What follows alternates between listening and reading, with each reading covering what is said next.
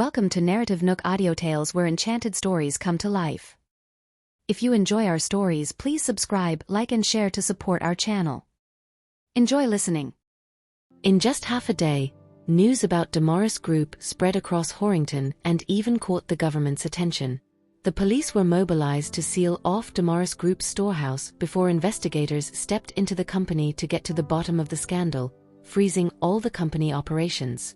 Meanwhile, Hector was on his bed at a mansion in Horrington. Upon learning about the scandal, he clutched his chest, struggling to breathe. Beside him, Kevin steeled himself and asked, "Hey, what should we do now, old Mr. Damaris?" Last night, Kevin had sent Hector to the hospital immediately after the latter had collapsed. Fortunately, some medication was enough to help him recover since it was nothing major. After that, the assistant transferred Hector from the primary residence to a mansion in a quiet village since he guessed things would get out of hand.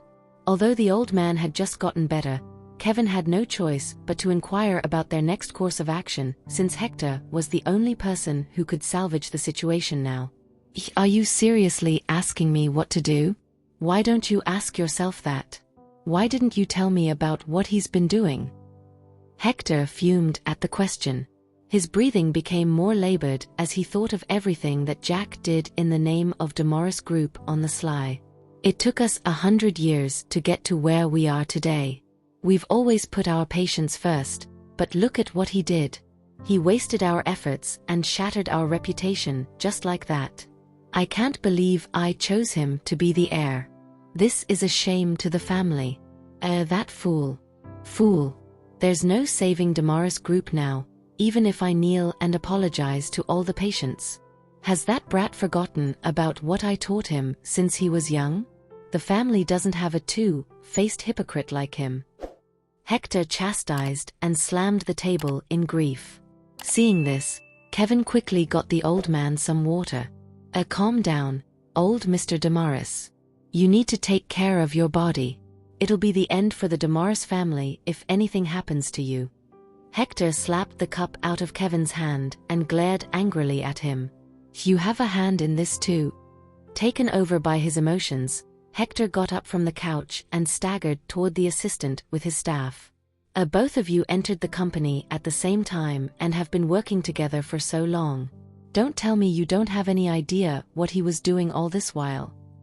Hector's hands shook uncontrollably around his walking stick as Kevin lowered his head at the interrogation.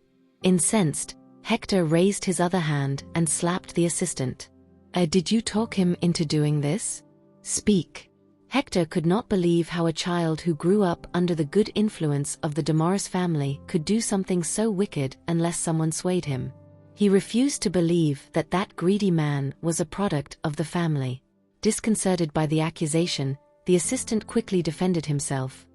"Old Mr. Damaris, you know what Mr. Damaris is like. He never listens to anyone, let alone someone like me.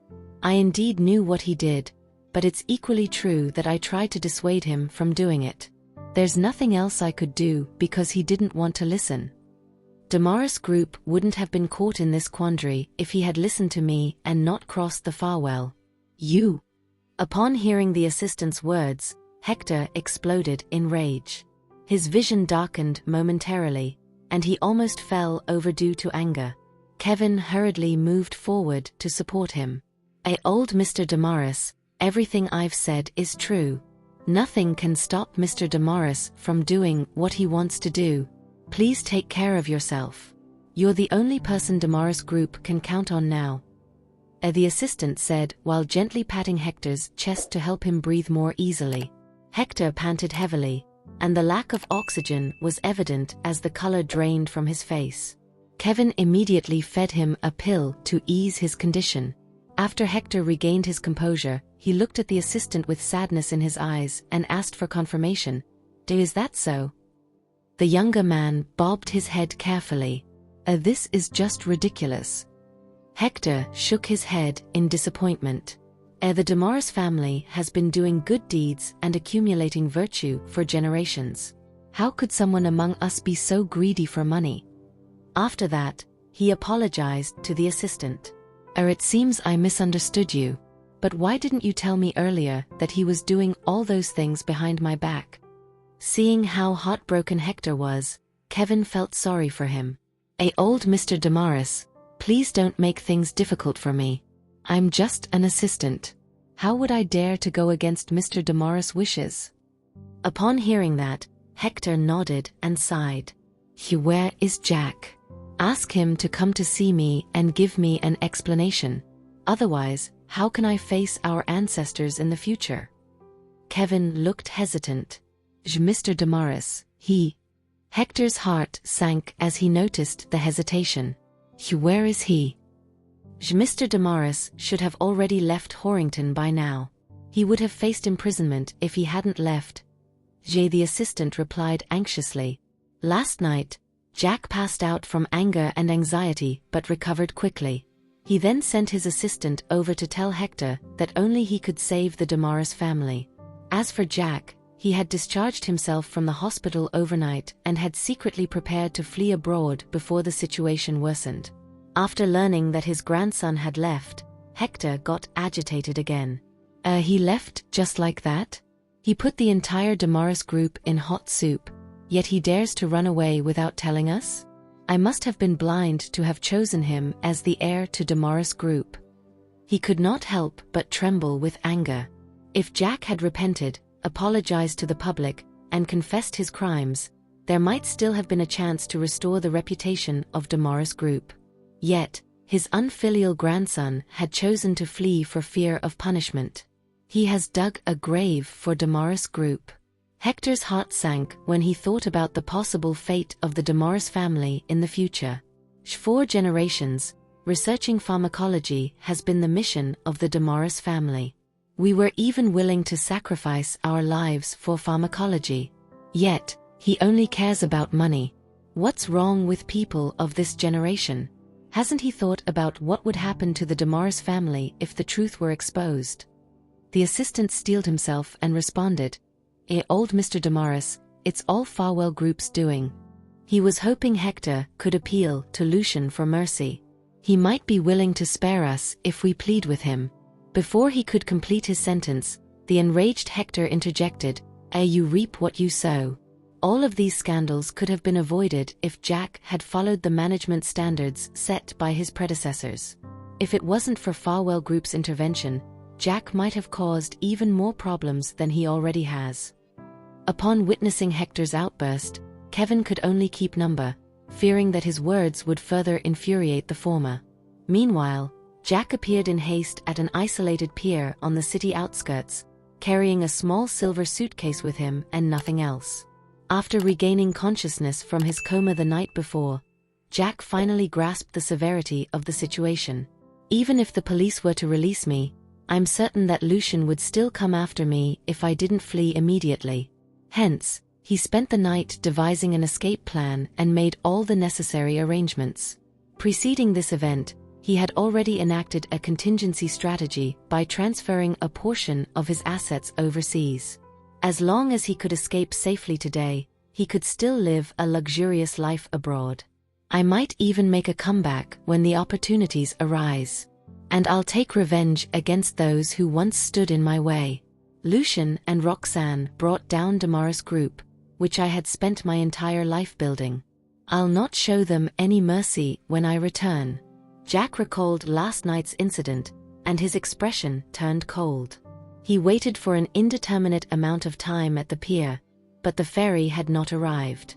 That only served to fuel his growing anxiety. Has Lucian found out my whereabouts? Upon realizing the possibility, Jack started panicking. He reluctantly took out his phone, wanting to urge them to speed up. Yet, at the same time, he was also worried that making a phone call could easily expose his location. In the end, he gritted his teeth and gave up the idea. Jack could not help but cuss, damn it. Where are those people? Just when he turned around and was ready to leave, a honk suddenly sounded behind him. A wave of relief washed over Jack when he turned and saw the ferry approaching the pier. I'm sorry for the delay, Mr. Damaris. Our ferry encountered some rough weather on the way back. The captain greeted him with a respectful apology. Jack glared at him before saying, when can we leave?" The captain responded, "Right away, sir." He then extended his hand, offering to help Jack board the ferry. Jack snorted coldly at his response and stepped onto the ferry. The captain followed behind, watching Jack's back and secretly heaving a sigh of relief. "Thank God I arrived on time. Otherwise, I wouldn't know how to explain to that man. Get some rest here. I'll get my men to start operating the ferry," the captain said while bringing Jack into a lounge. He then turned around and left. Jack did not give it much thought. Now that he had successfully boarded the ferry, leaving the country was only a matter of time. Moreover, the captain had promised him to depart right away. Jack casually opened his suitcase and checked all the documents and cash inside it. Yet, after inspecting all the contents in the suitcase, there was still no sign of the ship departing. Jack's anxiety began to grow, and he wanted to step out of the lounge to find out what happened. Just as he opened the door, the captain arrived. What's going on? Why are we not leaving yet?" Jack questioned him impatiently. The captain wiped his forehead anxiously and apologized. "I'm very sorry, Mr. Damaris. Our ferry needs some repair work for a small part due to the rough weather we encountered earlier. Please be patient with us, and we'll depart as soon as the repairs are done." Jack felt a twinge of suspicion at the captain's words.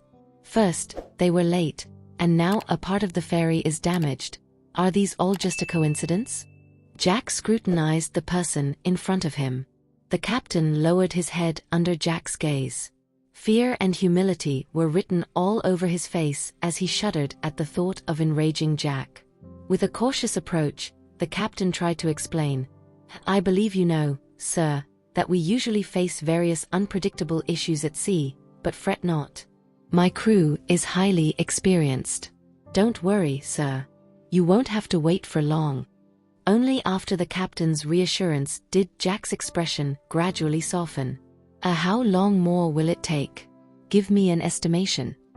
The captain breathed a sigh of relief. Half an hour at most. It's almost noon. If you're hungry, I'll get the kitchen to prepare lunch for you. After you've finished your meal, we'll be ready to set sail. Expectedly, Jack was not in the mood to enjoy a meal. He waved at the captain impatiently. No need for that. I'll take a coffee instead." Humming in agreement, the captain turned around to execute Jack's order. Within minutes, someone showed up and served Jack the coffee he asked for. With each passing second, Jack was getting increasingly restless. He tried to keep himself occupied by checking the items in his suitcase over and over again in an attempt to relieve his anxiety. When the coffee was served, Jack took the cup and downed it all in one gulp without even turning to look. The next second, however, he almost spat out the coffee, repulsed by the bizarre taste of the liquid. What is this? You call this coffee?" Jack began cursing up a storm as he smashed the cup to the ground. This is the treatment I get from you after paying you so much? You deadbeats can't even be punctual." With that, Jack closed up the suitcase, picked it up, and began to make his way to the door. Scram! Get out of my sight. I'm hiring someone else." My mistake. Mr. Damaris has a stomach made of refined gold. How can it tolerate cheap and expired instant coffee powder? A mocking voice sounded beside him. Jack's judgment was clouded by his fury. When he heard that sentence, he snapped his head in the direction of the voice and shot the person who spoke a murderous glare. Instantly, Jack caught sight of Jonathan standing at the doorway with a hand in his pocket. Mockery and disdain were etched on the latter's face as he watched Jack as though he was watching a clown performing tricks. Beside Jonathan were Lucian and Roxan. Standing side by side, neither of them showed a hint of emotion. At the sight of the trio, Jack froze and turned to look at the ferry crew beside him in disbelief before turning to look at the three at the doorway once again. It's really them. What are they doing here? Jack had planned his escape all by himself. Even his personal assistant was only aware of the fact that he was planning to flee. So how did they figure out where I am? Are you planning to hire someone else now, Mr. Damaris? Jonathan arched an eyebrow at Jack. What do you think of me as a candidate? I'm quite skilled in operating a boat. However, my sense of direction needs a bit of polishing. We might not be able to go to the open seas, but we might end up at the police station. Upon hearing Jonathan's words, Jack stumbled a step backward. How did you know? How did I know your plans? Jonathan smirked before gesturing to the person standing beside him with his eyes. Jack followed Jonathan's gaze and saw Lucian. Once again, he was shocked beyond words. Lucian? How did he find me? As his eyes met Lucian's, the latter finally broke the silence. His tone was bone-chilling. Surely you didn't think that everything would be fine and dandy once you've escaped overseas after you've done something like that to Roxan, Mr. Damaris? Lucian's gaze was even colder than the night before. At the memory of his encounter with Lucian the night before, Jack could feel the pain radiating from his unhealed wound. Within a split second, his face turned pale. Even if you flee to the edge of the skies and the corners of the world, I will never let you off the hook. Lucian stated expressionlessly. Moreover, I don't plan on giving you the chance to flee. The hand Jack was using to hold his suitcase began to tremble. Yet as his gaze swept over Roxan, he forced himself to remain composed. I can't lose. More importantly, I can't show a hint of cowardice in front of this woman. What do you guys want? Steeling himself, Jack faced the trio head-on. The moment he threw them the question, Lucian's icy voice echoed in the room. At first, I planned to send you to jail after marrying Roxan. However, I did not expect you to be so impatient that you dared to poison Roxan. Lucian's gaze darkened with every word that he spoke. If you had waited until the day Roxan and I got married, perhaps the only consequence you would face is Damaris Group suffering from bankruptcy. But now, that's barely enough of a punishment. At those words, Jack was once again taken aback. No wonder it felt like Lucian's investigation of Damaris Group was way too fast and detailed. That's because he had already investigated Damaris Group before last night and obtained all the proof in his hand. Lucian had probably already begun to plan all this the moment the poison started to exert its effect on Roxan. Just as Jack was planning meticulously, Lucian was doing the same in retaliation. At that thought, Jack could feel his heart sink as a chill ran down his spine. It was as though his body was being constricted by a giant snake. He was struggling to breathe. No. It is not yet the time for me to admit defeat. He had planned to build a medical empire for so many years. How could he possibly give up now? Gritting his teeth, Jack forced himself to calm down. The wheels in his head turned rapidly as he tried to look for a way out of the confrontation. Just then, Jonathan's mocking voice sounded again. What a pity. The Damaris family's century-old business is now destroyed by your hands. You're such a hypocrite. Not only are you profit-driven, but your medical skills are terrible as well. My medical skills are terrible? Jack's expression darkened in an instant. Whipping his head in Jonathan's direction, he shot Jonathan a venomous glare. What did you just say? Are you questioning my medical skills? If my medical skills are terrible, how come you guys couldn't obtain any results after so many days of research? Contrarily, Jonathan merely shrugged nonchalantly. Compared to Roxan, your medical skills really do pale. No, Blanche, in comparison. From the looks of it, you really lack self-awareness. Not only did you try to cross a line with Lucian in the business world, but you also tried to subdue and overpower Roxan in the medical field. Mr. Damaris, I advise you to snap out of your delusion as soon as possible. What's wrong with just being the heir of the Damaris family? What do you know? If only. Enraged by the mocking, Jack was blinded by his fury and lost control. Glaring at Roxan, he spat. If only Roxan had been willing to join forces with me, I would have most definitely built a grand medical empire. It was her inability to recognize great opportunities that forced me to do what I've done. If she would have listened to me and obeyed me from the beginning, I can guarantee that nothing would have happened to her.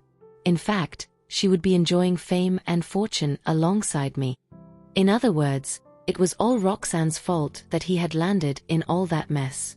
Silence ensued after Jack made that declaration. Even Jonathan's smirking face turned serious. Roxan's expression darkened as well. And here I thought, Jack, that you would have learned your lesson by now after all that has happened, or at least feel some sense of guilt. I never would have thought that you still wouldn't repent. Repent? Why should I repent? It's your thinking that's too rigid. Jack's face was red with fury. Can't doctors strive to earn money as well? How many years of history does the Damaris family have? The history of Farwell Group pales in comparison. How is it fair that Farwell Group has overpowered Damaris Group? I just want to turn this ironic and ridiculous situation around. What is so wrong about that?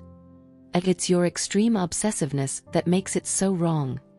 No one else was more upset than Roxan to see Jack in that light. There are so many paths that you could have taken to glorify the name of the Damaris family. Yet, you insist on choosing such a crooked path. As healthcare workers, our purpose is to save others. But you, as the heir of the Damaris family, have used your knowledge of medicine to cause others harm. Despite all that, you still don't think you should repent. Both Jack and Roxan were doctors, not to mention that their first encounter was at a free medical consultation. All of the admiration that Roxan had for Jack had turned into disappointment. The better the impression she had of Jack in the past, the more disappointed she was at the moment. Jack, I can forget about you poisoning me for your own selfish gain, but how could you bet on Damaris Group? Did old Mr. Damaris ever cross your mind? What would he think of the situation now? When you were carrying out your plans, did you not think that you would someday end up in this situation? Despite speaking in a composed manner, Roxan's interrogation was deafening to Jack's ears. Nevertheless, Jack had already reached the point of no return. How could he be willing to admit his mistakes then? Shooting daggers at Roxan, who was standing in front of him, Jack clenched his teeth and hissed, What do you know? You're just a mediocrity that changed your career halfway down the road. Do you really think of yourself as a genius just because others complimented you once or twice? How dare you judge me from your high horse? What's your relationship with the Damaris family? Why should you speak up for the Damaris family? Roxan was taken aback when she heard what Jack said. The shock in her eyes quickly resolved to sorrow. I really was wrong about you. I would have never thought that these are your true colors. How could the heir of the prestigious Damaris family be so driven by greed? In the past few days, no matter how disappointed she was in Jack, Roxan clung to the glimmer of hope that he had just transiently lost his rationality. Yet, from the looks of it, she had been mistaken. Jack had always been an avaricious person beneath his humble and noble persona. You call her a mediocrity? Ha! Don't make me laugh my head off. Jonathan peered at the couple standing beside him before standing up for Roxan, outraged. Roxan figured out the antidote to the poison that you're so proud of in just one short day. If it weren't for the fact that she had been poisoned, she probably would have cracked it in an even shorter period of time. Besides, aren't her skills and talent precisely why you want Roxan on your side? Jonathan had hit the nail on the head. Unhappy that he had been called out, Jack bared his teeth as his expression turned ferocious. Slowly, he snuck a hand behind his back.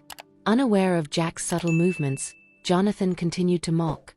Of course, I wouldn't eliminate the possibility that you're attracted to and lusting for Roxan, but with what you can offer. In your dreams. Jonathan was getting more and more worked up with each word he spoke. Before he could continue, Roxan's voice interrupted him. Jonathan, that's enough. Jonathan froze, blinking in bewilderment. A few seconds later, he regained his composure and pouted. But I'm telling the truth. Roxan tossed Jonathan a grateful smile before turning to look at Jack. Disappointment could be seen in her eyes. The Damaris family has a century's worth of inheritance, with so many ancient medicine techniques being passed down from one generation to the next.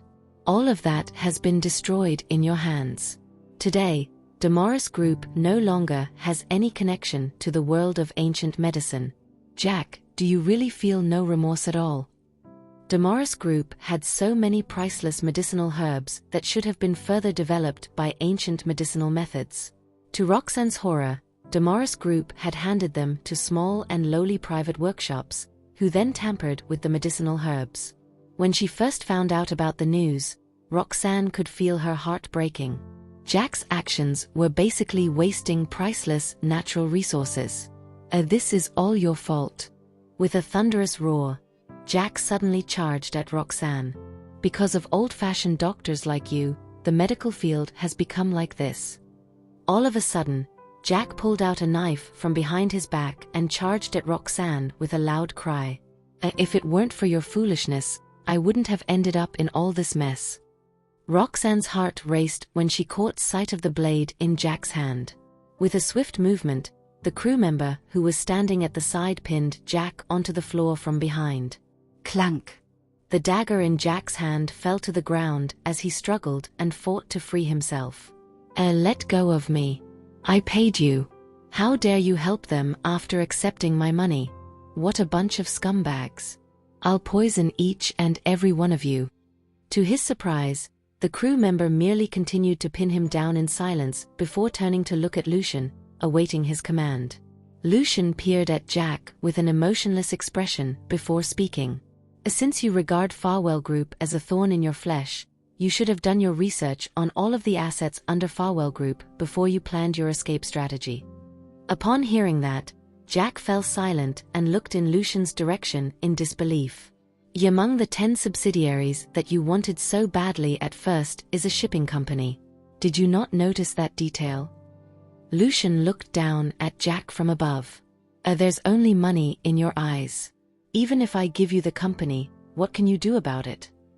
Just then, Jonathan could not help but add salt to the wound. Friendly reminder that the entire shipping system in Horrington is pretty much under the control of Farwell Group. The ferry that you're on board right now also belongs to Farwell Group. I've never met someone so dumb enough to create a trap for himself while planning an escape route. This ferry belongs to Farwell Group? Shock and regret washed over Jack the moment he found out the truth. That would mean that Lucian would have heard about it the moment Jack planned his escape last night. Not only so, but Lucian would have already been waiting for Jack with a trap. Recalling that the ferry was late and how the captain had announced that there were some problems with the ferry, Jack finally realized that those were all just excuses. Hatred filled Jack's gaze as the realization dawned on him. As for your money, we didn't take a single penny of it. Out of the blue, the captain showed up at the doorway. After greeting Lucian respectfully, he turned to look at Jack. I've already donated every single penny from the money you've given us to the victims you cheated. If anything, I'm helping you to collect good karma. You should be thanking me instead. Jack's expression turned malicious at the appearance of the captain. You fool. How dare you still show up? I'll kill you. The captain stood next to Lucian in a respectful manner and ignored Jack's threats. Meanwhile, Lucian uttered in an icy manner, you better stop this. The police are already on their way. Soon, you'll be getting the punishment you deserve.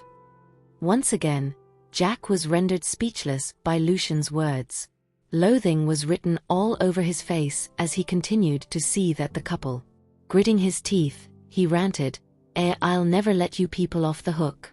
If it weren't for you lot, Damaris Group would have long become a medical empire under my leadership. You don't even have the right to speak to me. When I return, I will make you all pay. Roxanne's eyes were filled with pain and anguish at the sight of Jack's crazed behavior. Who could have imagined the heir of the Damaris family, a man with such a promising future, would be so utterly greedy? Let's go. Seeing the sorrow in her eyes, Lucian held her hand and gave her a comforting squeeze before leading her out of the room. Meanwhile, Jonathan and the captain stayed back to wait for the arrival of the police. In one day, the Damaris family went from being a prestigious family in medicine to being despised by the general populace. The matter had come to an end. Once they got off the ferry, Lucian slowly started the car and turned to look at the person beside him. Where would you like to go? After lying in the hospital for many days, the young woman probably wanted to wander around and clear her mind. Roxanne pondered for a moment before muttering, I want to visit old Mr. Lomax. Upon hearing this, Lucian furrowed his brows. Old Mr. Lomax is staying at a hotel near the hospital and won't be leaving anytime soon. We can go another day. Roxanne shook her head and responded, I was able to wake up thanks to old Mr. Lomax's help. Besides, there's nowhere else I want to go right now. Let's go see him first. After seeing her determination, the man agreed and started the car. They proceeded to make their way to the hotel. During the ride, Roxanne leaned against the window with a hint of sorrow and exhaustion on her face. First, she had been poisoned. Then, she witnessed how vicious Jack was. After the past few days, she felt mentally and physically exhausted. Lucian's heart ached when he noticed her state. He slowed down the car and remained silent, letting her rest. Even after arriving at the hotel, Roxanne's mood hadn't improved much. However, she tried to lighten her expression as she went to the top floor with Lucian. Knowing that Peregrine preferred peace and quiet, Lucian had booked a secluded room for him. When they arrived, the old man was looking out the window, admiring the scenery. For years, Peregrine had stayed in a secluded town, so it had been a while since he saw the outside world. At the same time, his eyes held a hint of contemplation. Upon hearing the doorbell, the old man turned around and went to open the door. When Peregrine saw the visitors, a strange look crossed his eyes. Why are you here? Did you recover so quickly that you can walk about already? As he spoke, he looked Roxanne up and down. Roxanne pursed her lips and smiled. Thank you for your concern, old Mr. Lomax. I'm fine now. It was all because of you that I was able to wake up safely. I want to thank you for your help. The old man nodded and stepped aside to let them in. Come in and have a seat. The three of them then sat down on the sofa. As Peregrine got up to offer his visitors water, Roxanne stopped him, so he returned to his seat. Lucian took a card from his pocket and placed it in front of Peregrine. Thanks to your help, Roxanne was able to wake up. I don't know how to express my gratitude, so this is my gift. It contains 50 million. Please don't mind our humble gift. This was the gift Jonathan had promised Peregrine when he recommended the latter to Lucian. However, Lucian had prepared more than the promised 10 million. In his opinion, even if the old man asked for the entire Farwell group in return for waking up Roxanne, he would be willing to give it up. He thought Peregrine would gladly accept the reward, but to his surprise, the old man pushed the card back to him. At that, Lucian's brows furrowed slightly in unease. He thought that Peregrine was dissatisfied with his gift. I don't need the money, Peregrine said gently. Just then, Roxanne returned with the glasses of water and saw the confrontation between the two men. Surprised and perplexed to see the credit card on the table, she wondered what had transpired during her absence. Roxanne carefully placed the glasses down and asked softly, Aren't we here to thank old Mr. Lomax? What's with the card on the table? Lucian explained in a deep voice, This is the gift I prepared for old Mr. Lomax, but he refused it. It seems he has something else to say. After speaking, he raised his hand and took back the card from the table. Upon hearing this, Roxanne looked at the old man beside her in confusion. Peregrine nodded with satisfaction. Indeed, I have something to ask of you. It's great that you have decided to visit. The woman naturally did not refuse his request and nodded. What is it? Just tell me. You have helped me so much, and if there is anything I can do for you, I will definitely do my best. I'm relieved to hear that. Peregrine smiled contentedly and looked at Roxan. I request to work at your research institute. It shouldn't be difficult for you to make the arrangements. Mr. Lomax wants to work at my research institute? For a moment, Roxan was skeptical of her hearing. Are you serious? Having lived in seclusion for so many years, she thought he would be eager to head back. Little did she expect him to make such a request.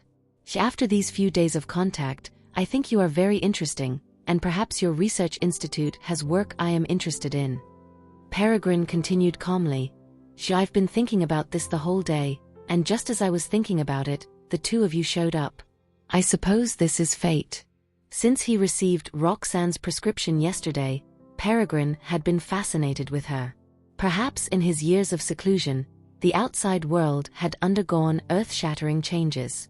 There might be geniuses like her in places he had never even heard of. Just the thought of it made Peregrine unable to contain his anticipation. The woman's appearance had reignited his interest in understanding the outside world. Roxan finally came back to her senses and happily nodded. It would be an honor to have you work at our research institute. She never thought that after all these years of following in Peregrine's footsteps, they would finally have the chance to work with him. Suddenly, Roxan frowned in regret. If I had known you harbored such thoughts, I would have brought it up to you proactively instead of waiting for you to speak up. I wasn't thoughtful enough. Unfazed, Peregrine chuckled and said, I only had this idea yesterday and just made up my mind. Since you're willing, that's enough. I'm looking forward to working with you. Roxan nodded. I'm also looking forward to learning from you. The two of them soon turned the conversation to the research direction of the Research Institute and talked with great focus. Meanwhile, Lucian observed the petite woman beside him as she struggled to contain her excitement. Although he couldn't understand their conversation, a glint of happiness could be seen in his eyes as he felt happy for her. Roxan chatted with Peregrine for a long time, and as noon approached, she reluctantly bid farewell. We'll be leaving now. Just let me know when you're ready. The old man smiled and agreed. All right. Farewell for now. Peregrine was silent for a while after watching Lucian leave with Roxan. He then felt that it was time for him to meet Sean. After all, he was technically here at Sean's behest. Now that things had settled, he should inform Sean about it. With that thought in mind, Peregrine went to the mansion Sean was living at after lunch. Right as he entered the house, he saw Frida and Sean on the couch. Frida was all smiles, and she seemed to be leaning toward Sean, though Peregrine did not know if that was intentional or not. Sean did not seem like he wanted to avoid her either, so their interaction seemed intimate. At that, Peregrine furrowed his brows and cleared his throat. It appeared as though the two people had only just noticed his presence, and they swiftly distanced themselves from each other. Old Mr. Lomax, what brings you here? Sean was far more composed than Frida as he turned to greet Peregrine nonchalantly before asking the butler to prepare tea for him. Peregrine nodded and sat down on the armchair beside them. I only came to tell you that the request you asked of me is done. Sean redirected his attention to Frida upon hearing that. From Peregrine's words, it appeared that Roxan had made a recovery, but Frida had not given him any updates on her case. Frida, who was sitting stiffly, noticed Sean's gaze and panicked. She parted her lips to explain to him, but by then, he had already looked away. Are you planning to head back now? Sean took the cup of tea from the butler and placed it in front of Peregrine. The elderly man shook his head and said, I'm planning to work at that girl's research institute for a while. Frida and Sean's expressions changed the moment those words left Peregrine's mouth. Sean drew his brows together and asked, why the sudden decision to work at her place? Haven't you been reclusive all these years? I thought you came because of me and were planning to return immediately.